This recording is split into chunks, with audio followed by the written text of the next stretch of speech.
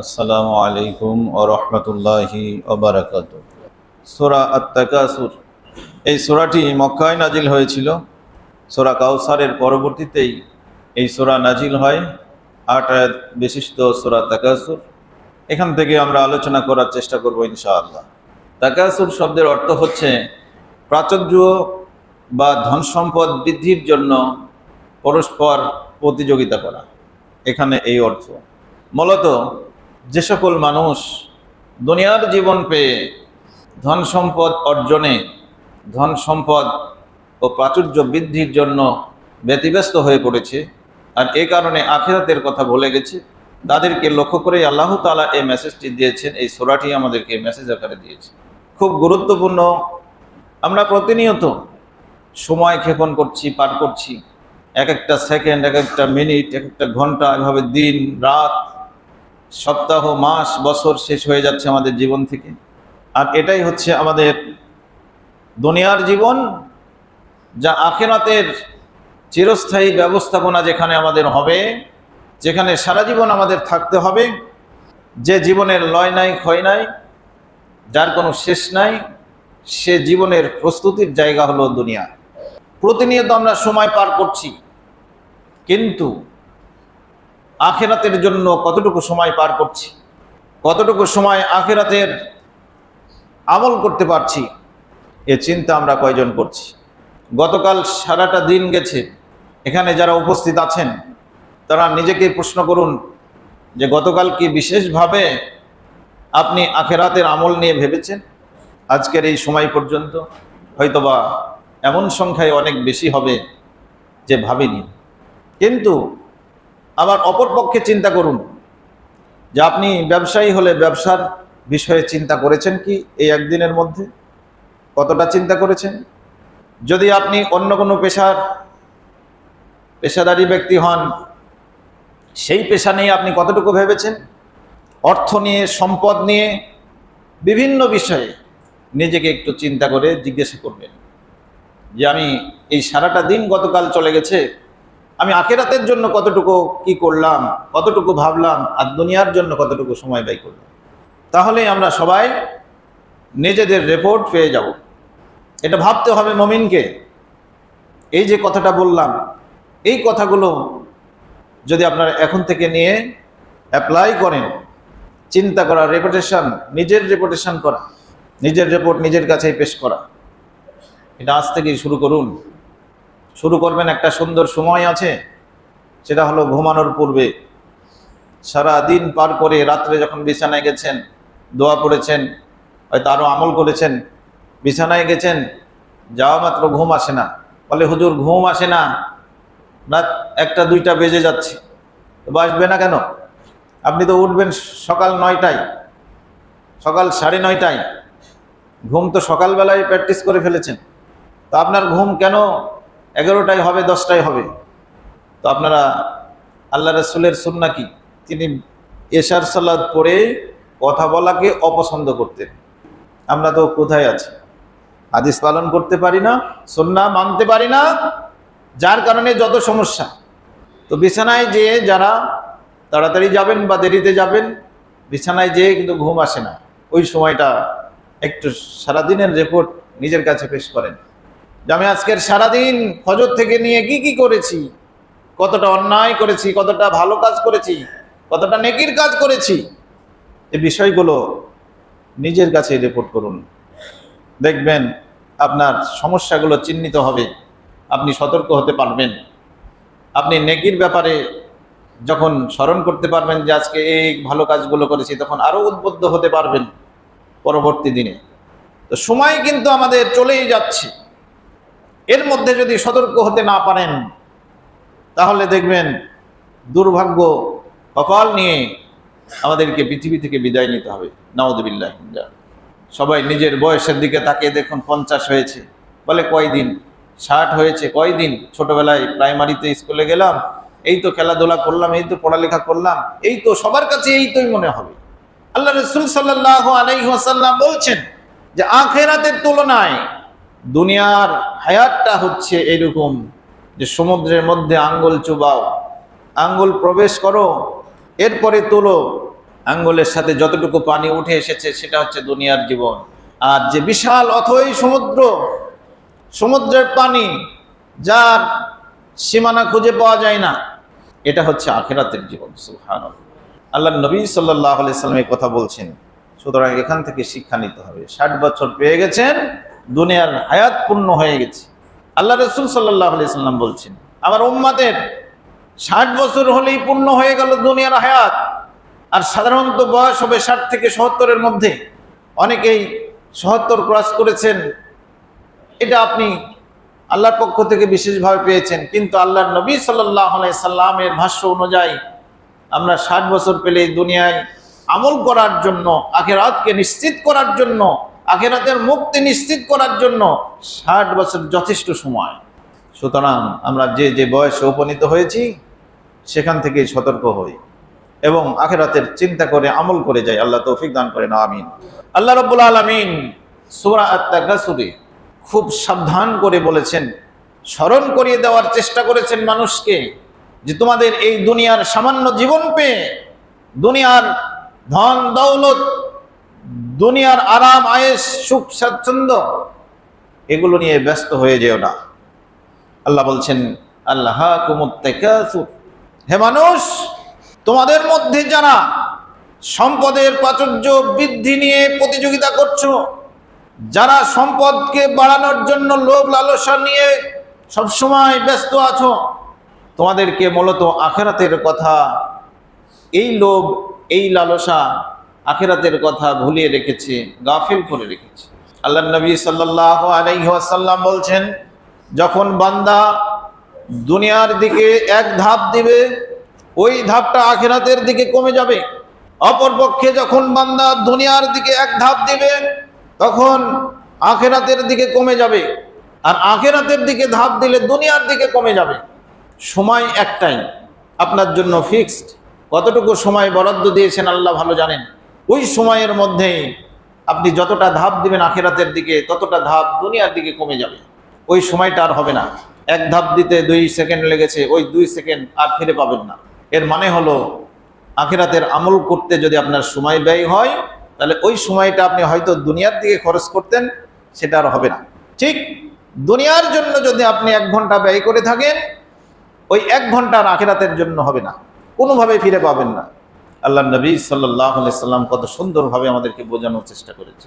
সম্মানিত মুসল্লিয়ান কিরাম, আমরা সম্পদ নিয়ে ব্যতিব্যস্ত, সম্পদের প্রতি লোভ লালসা মোহ, এটা যদি আমরা এখানে পার্সেন্টেজ করি, শতকরা কতজন যে লোভ নাই এটা খুঁজে পাওয়া বড় মুশকিল হবে। লোভ লালসা নাই, এটা নিয়ে যদি পার্সেন্টেজ করা হয়, সমানই করা হয়, তাহলে খুঁজে পাওয়া মুশকিল হয়ে যাবে। আপনি দুনিয়ার সম্পদ অর্জন করছেন, কিন্তু হালাল পন্থায় ঠিকমতো জাকাত দিচ্ছেন, ঠিকমতো দান খয়রাত করছেন, অসহায়ের পাশে সহযোগিতা করছেন, বিধবাকে সহযোগিতা করছেন, ঠিক আছে। কিন্তু যারা শুধু সম্পদ বৃদ্ধির জন্যই ব্যতিব্যস্ত, প্রতিযোগিতা করছে, পাশের বিল্ডিংটা 8 তলা হয়েছে, আমার বিল্ডিংটা 10 তলা করতে হবে, আমার ভাই এত সম্পত্তির মালিক হয়েছে, আমাকে আরো বেশি হতে হবে, ভাইয়ে ভাইয়ে প্রতিযোগিতা, প্রতিবেশীর সাথে প্রতিবেশীর প্রতিযোগিতা, তারপরে ব্যবসায়ীর সাথে ব্যবসায়ী, শিল্পপতির সাথে শিল্পপতি, গ্রুপের মালিক আরেক গ্রুপের মালিকের সাথে, এইভাবে যে যত বড় চিন্তা ভাবনা দুনিয়ার, এগুলো নিয়ে মহাব্যস্ত হয়ে আছে আমরা। কিন্তু খেয়াল করে দেখিনি যে আমি এই সম্পদ অর্জন করতে যে আমার সময় তো শেষ হয়ে আসছে। আমাদের সমাজে এখনো বহু মানুষ আছে যারা একদম মৃত্যুর দ্বার প্রান্তে। আল্লাহ নবী সাল্লাল্লাহু আলাইহি ওয়াসাল্লামের সেই হাদিস অনুযায়ী 60 বছর পার হয়েছে, 70 বছরও পার হতে যাচ্ছে, তারাও এখনো দুনিয়া নিয়ে এমন ব্যস্ত হয়ে আছে যে আখিরাতের কথা স্মরণ হয় না। যদি এই মুহূর্তে এখানে উপস্থিত থাকেন, তাহলে আপনি সতর্ক হন। এটা আপনার জন্য খুব গুরুত্বপূর্ণ বক্তব্য। আপনাকে এখনই সতর্ক হতে হবে, সময় পাবেন না। আল্লাহ তাআলা বলছেন, হাত্তা যুরতুমুল মাকাবির, তোমাদেরকে এইভাবেই সম্পদ ভুলিয়ে রাখবে আখিরাত থেকে, যতক্ষণ পর্যন্ত তোমরা কবরে উপনীত না হচ্ছ, কবরে না আসছো। কবরে এসে গেলেই তখন আসল ঘটনা বুঝতে পারবে। জিবরিল আমিন ঠিক আমাদের মতো এরকম চেহারা, আমাদের মতো হাত পা, আমাদের মতোই রূপ ধারণ করে মসজিদে নববীতে সাহাবীদের সামনে আল্লাহর নবীর কাছে আসলেন। সাহাবীরা মনে করলেন তিনি মানুষ, চিনতে পারেননি। লম্বা হাদিস সহিহ মুসলিমের, এসে আল্লাহর নবীর সামনে একেবারে সামনে হাঁটুর সাথে হাঁটু মিলিয়ে দিয়ে বসে 5টি প্রশ্ন করেছিলেন। সর্বশেষ প্রশ্ন ছিল, আখবিরনি আনিল সাআ, হে মুহাম্মদ সাল্লাল্লাহু আলাইহি ওয়াসাল্লাম, আপনি আমাকে কিয়ামত সম্পর্কে বলুন যে কিয়ামত কখন কায়েম হবে। আল্লাহর নবী সাল্লাল্লাহু আলাইহি ওয়াসাল্লাম বললেন, মাল মাসউলু আনহা বিআলাম মিনাস সাইল, যে বিষয়ে আমি জিজ্ঞাসিত হয়েছি এ বিষয়ে জিজ্ঞাসাকারীর চাইতে বেশি আমি জানি না। আল্লাহর নবী সাল্লাল্লাহু আলাইহি ওয়াসাল্লাম স্পষ্টভাবে উত্তর দিলেন। সাহাবীরা কথাটা বুঝতে পারলেন না। তখন তিনি প্রশ্ন করলেন, ফা আখবিরনি আন আমারাতিহা, তাহলে আপনি আমাকে এই কিয়ামতের পূর্বে যে সমস্ত কর্মকাণ্ড মানুষ ঘটাবে বা যে আলামতগুলো দেখা যাবে দুনিয়াতে সে সম্পর্কে সংক্ষেপে বলুন।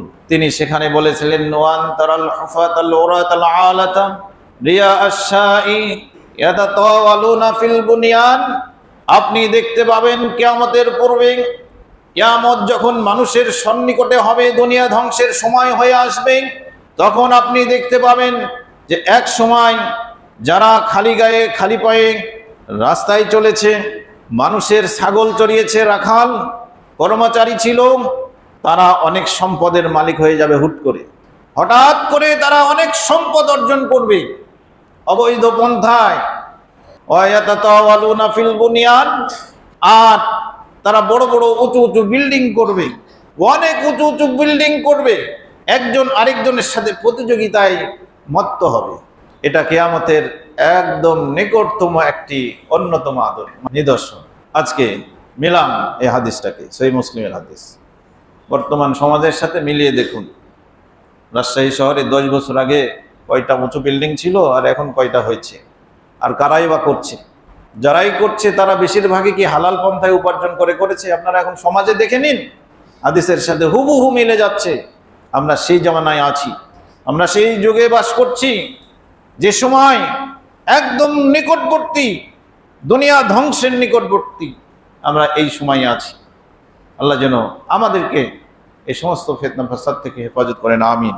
আল্লাহ রাসূল সাল্লাল্লাহু আলাইহি সাল্লাম বলছেন, লাউ আন্না লিবনে আদম ওয়াদিয়ান মিন যাহাব, যদি বানি আদমকে অর্থাৎ মানুষকে, যারা অর্থলোভী, যারা অর্থ ছাড়া কিছু বোঝে না, তাদেরকে বিশাল বড় উপত্যকাপূর্ণ স্বর্ণ দেওয়া হয়।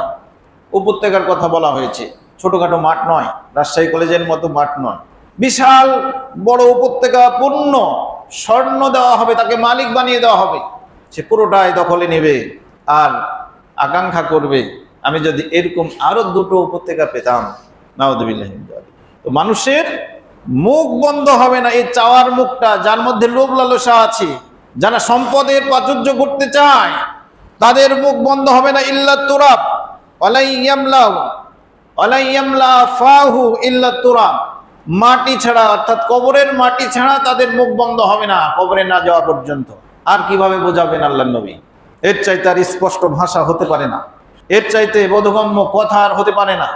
তাই আসুন, আমরা যারা এখনো সম্পদের পিছে ছুটছি, তারা হালাল পন্থায় অর্জন করুন, আল্লাহর পথে খরচ করুন, নিজের প্রয়োজনে খরচ করুন, আর লোভ লালসাকে বর্জন করুন। সম্মানিত মুসল্লিয়ান কিরাম, আল্লাহ তাআলার বাণী সূরা সাবা 13 নম্বর আয়াত, সেখানে আল্লাহ তাআলা বলছেন যে কলিলুম মিন ইবাদিয়াশ শাকুর, আমার বান্দাদের মধ্যে কৃতজ্ঞতা প্রকাশকারী বান্দা খুব সংখ্যায় কম হবে।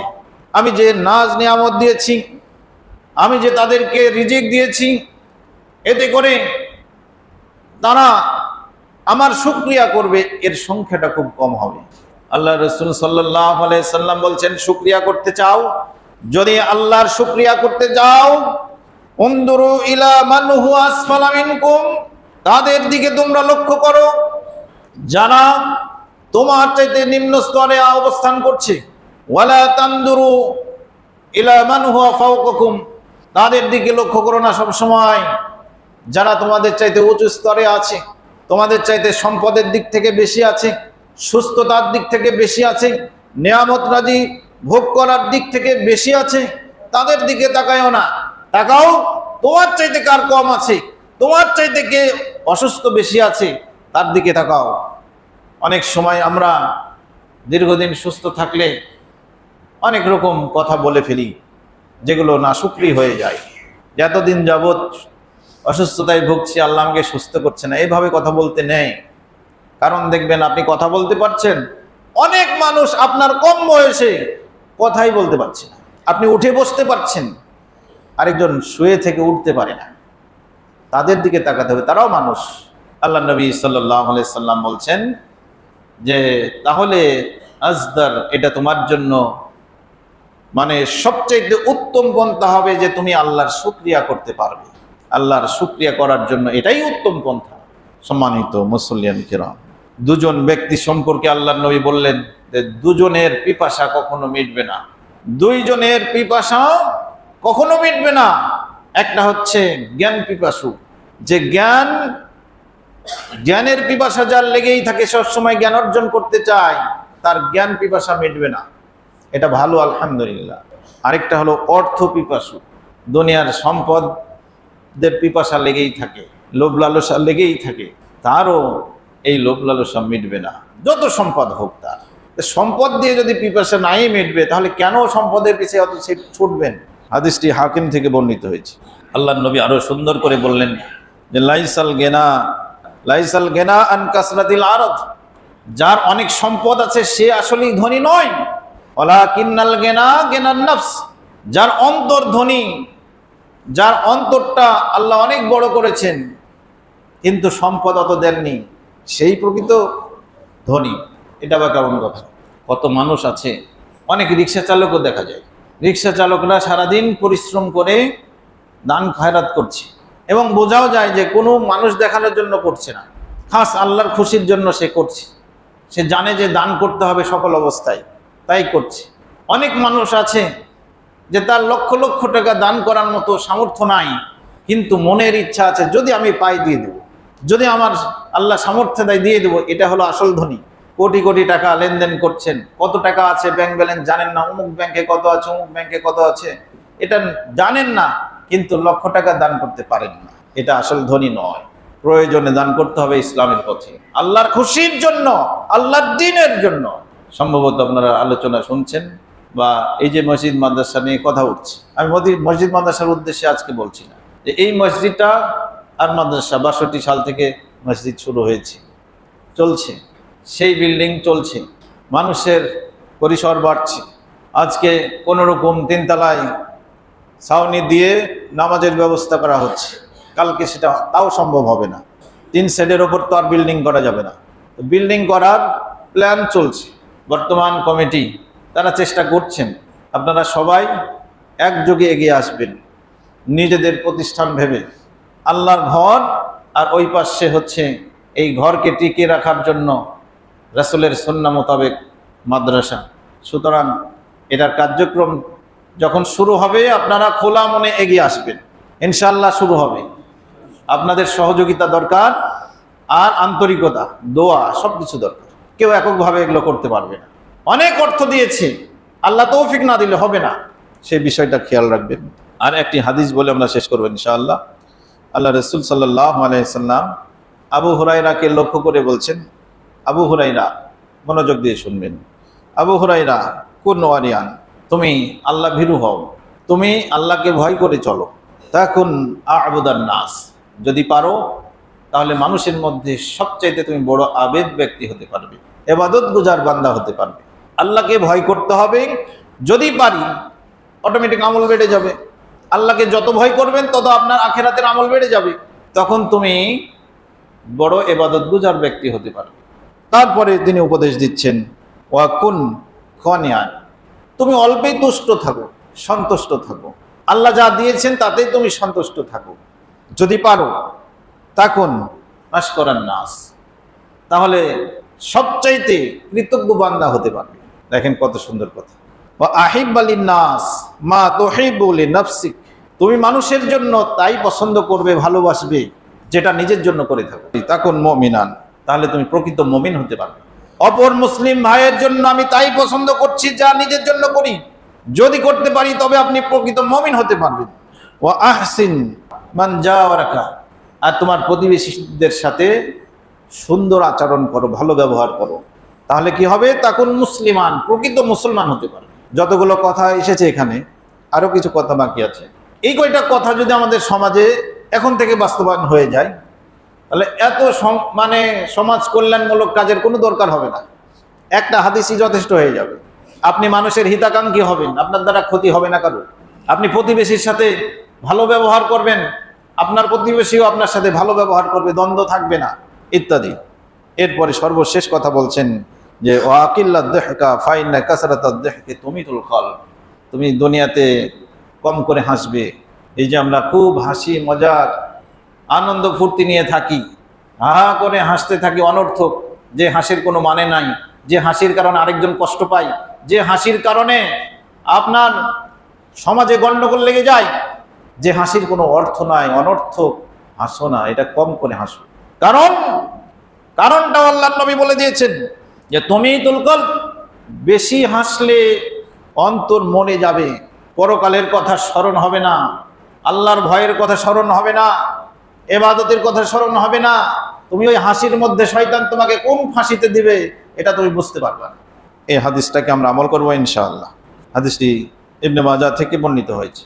আপনারা যা আলোচনা শুনেছেন কোরআন ও সুন্নাহ থেকে আমরা আলোচনা করার চেষ্টা করেছি। সবগুলো রিওয়ায়াতি সহিহ বর্ণনায় আমরা খুঁজে বের করে সেগুলো আলোচনা করার চেষ্টা করেছি।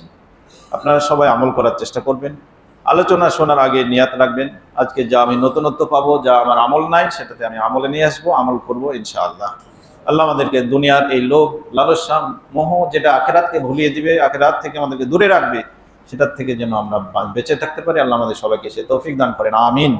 আল্লাহুম্মা সাল্লি আলা মুহাম্মাদিন ওয়া আলা আলি মুহাম্মাদ কামা সাল্লাইতা আলা ইব্রাহিম ওয়া আলা আলি ইব্রাহিম ইন্নাকা হামিদুম মাজিদ। اللهم بارك على محمد وعلى آل محمد كما باركت على إبراهيم وعلى آل إبراهيم إنك حميد مجيد.